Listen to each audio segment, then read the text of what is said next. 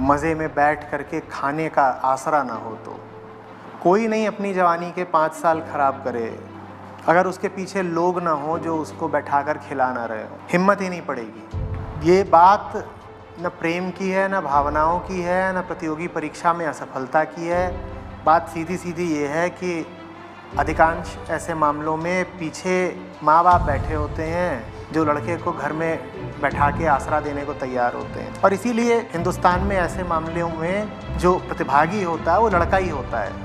अभी भी लड़कियों को तो घर पे 5-5, 10-10 साल बैठाया नहीं जाता कि तुम बैठ करके यूपीएससी की तैयारी करो। लड़के को कह दिया जाता है हाँ हाँ लाल आ जाओ, बैठ जाओ, सुबह पराठा भी मिल जाएगा, दोपहर का बढ़िया खाना, रात को घी लगी रोटी, और बताओ क्या चाहिए, आज आलू गोभी खानी है, बनेगी। फिर ये खेल ऐसा है जिसमें परिणाम साल में एक बार आता है और पूरे ज़माने को पहले ही पता है कि परिणाम में असफल होने की ही संभावना ज़्यादा है। तो तुम असफल हो भी गए तो कोई लानतें नहीं भेजता, बहुत उंगली नहीं उठाता, क्योंकि इन परीक्षाओं में बैठने वाले 99.9% लोगों को तो असफल होना ही है। 10-20 लाख लोग बैठ रहे हैं, रिक्त पद होंगे 800,000, तो लगा लो प्रतिशत। तो ये तो सबको पहले ही पता है कि संभावना पूरी इसी की है कि लाल का चयन होगा नहीं।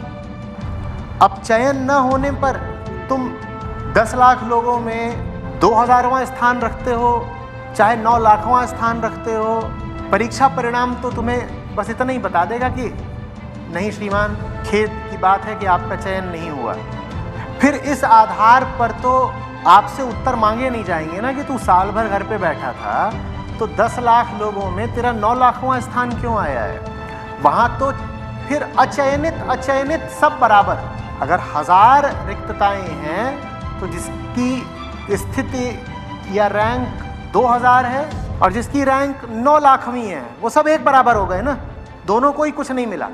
यहाँ तो ये है कि या तो मिलेगा अंदर हो, नहीं तो बाहर हो, बीच वालों के लिए तो कोई जगह नहीं।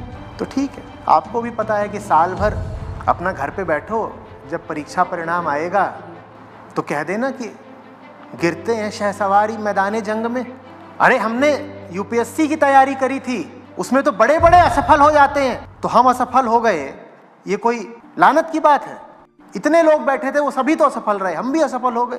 कोई रोज तो रिपोर्टिंग करनी नहीं पड़ती कि बेटा आज कितनी दूरी तय की, आज कितनी पढ़ाई, कितना काम किया। साल भर के बाद एक दिन आता है परिणाम, वो एक दिन झेल जाना। उसे एक दिन घर में मातम बन लेगा, रोशनी नहीं जलेगी, रोटी नहीं बनेगी, एक ही दिन की बात है। यही रोज रोज परिणाम आते तो दिक्कत हो जाती। सिविल सर्विसेज परीक्षा का प्रारूप कुछ ऐसा होता कि हर 10 दिन में एक पर्चा होगा और हर 10 दिन में उसका परिणाम निकलेगा। तो परीक्षार्थी 10% रह जाएं, बता रहा हूं, क्योंकि हर 10 दिन में पोल खुलने लगेगी। हर 10 दिन में पोल खुलने लगेगी कि साहब कितने पानी में है। अभी तो साल भर आराम करने का लाइसेंस मिल जाता है। अब उसमें वो सब जो ये लड़की लड़के के खेल हैं, ये बहुत समय मांगते हैं भाई।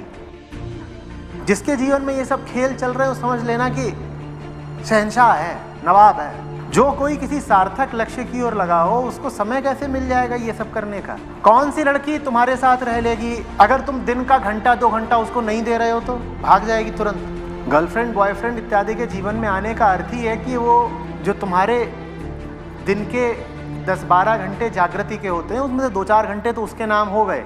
मुझे दिखा दो ऐसी गर्लफ्रेंड बना करके जिससे तुम 15 दिन में 15 मिनट के लिए बात करते हो, दिखा दो।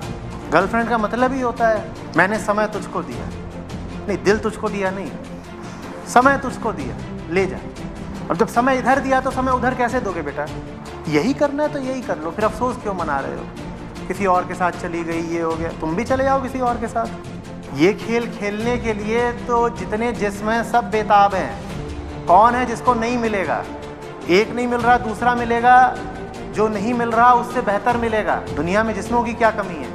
यही खेल खेलना तो फिर यही खेल खेलो। फिर क्यों पूछ रहे हो आचार्य जी लक्ष्य बनाया है मिल नहीं रहा। लक्ष्य तो तुम्हारा कुछ और है, अब वो कहीं चली गई है, जाने दो ना उसको, जो भी कर रही करे बेचारी। ये सब खेल तो ऐसे ही है, सुई टायर रिम आलू जो मिल जाए वही सही। मुझे क्या पता ये नारियल पानी किस ब्रांड का है, मुझे क्या पता ये जिस डब्बे से आ रहा है उसका सीरियल नंबर क्या था।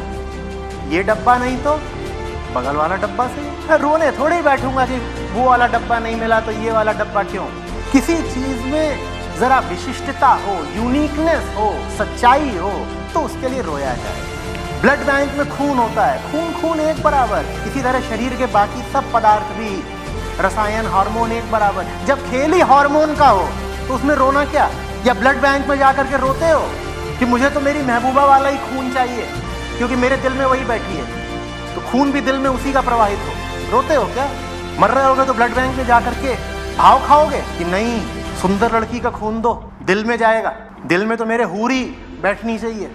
ये सब खेल चला करते हैं और इनमें भारत की जवानी बर्बाद हो रही है। अब तो परीक्षा लिखने की उम्र भी बढ़ा दी है। पहले शायद 28 पे रोकते थे, आज से 20 साल पहले, अब बढ़ा के 32 जाने 35 जाने 40 तक भी कर दी है। तो जवानी जलाने का इंतज़ाम अब पूरा और पक्का है। बस घर पे माँ बाप होने चाहिए आलू गोभी बनाने वाले, जो उम्र ऊंचे से ऊंचे काम करने में, चुनौतियां स्वीकार करने में, जीवन की प्रतिमा को रूप और सौंदर्य देने में जानी चाहिए। वो जा रही है सरकारी नौकरियों की कोचिंग के दरवाजे खटखटाते हुए। सरकारी नौकरी मिल जाए, सरकारी नौकरी मिल जाए। अगर कोई गणना करे कि इस पूरी चीज़ की आर्थिक कीमत कितनी है, ये जो लॉस है इसको मोनेटाइज करके देखे, तो ये जो नुकसान है ये न जाने कितने अरबों का आएगा। हम छोटी से छोटी बात पर गणना कर लेते हैं कि इस चीज़ से जीडीपी कितना पीछे हो गया। अगर इस चीज़ की गणना की जाए कि सरकारी नौकरी की बीमारी से भारत का जीडीपी कितनी मात खा रहा है, तो हम चौंक जाएंगे। मैं कोई जीडीपी का कायल नहीं हूँ कि जीडीपी बढ़ना चाहिए बहुत, पर मैं जीवन में और ऊर्जा और सौंदर्य का तो कायल हूँ ना। मैं इस बात की अवहेलना कैसे कर दूँ कि 25 साल वाले, 28 साल वाले छोटे छोटे घुटन भरे कमरों में घुसे 5-5 साल कंपटीशन की तैयारी कर रहे हैं। का शुक्ला जी क्या करता है लड़का? कंपटीशन करता है। आधा कैरियर तो तुमने कंपटीशन करते हुए गुजार दिया। 40 साल की उम्र तक अगर तुम कंपटीशन कर रहे हो तो बेटा आजकल 45-50 में तो लोग सेवानिवृत्त, रिटायर होने की सोचने लगते हैं। परीक्षा देनी है, समय बांधो अपने लिए, 1 साल या 2 साल, 1 कोशिश या 2 प्रयास, उससे ज़्यादा नहीं। बिल्कुल अपने ऊपर प्रतिबंध रख दो कि ठीक है यूपीएससी देना है तो अधिक से अधिक 2 प्रयास, 2 अटेम्प्ट, उसके आगे नहीं। और 2 बार में ना हो चयन तो ईमानदारी से झोला उठाओ, कमरा खाली करो, बाहर निकलो, कोई काम धंधा ढूंढो अपने लिए। घर की रोटी तोड़ना बिल्कुल ठीक नहीं है।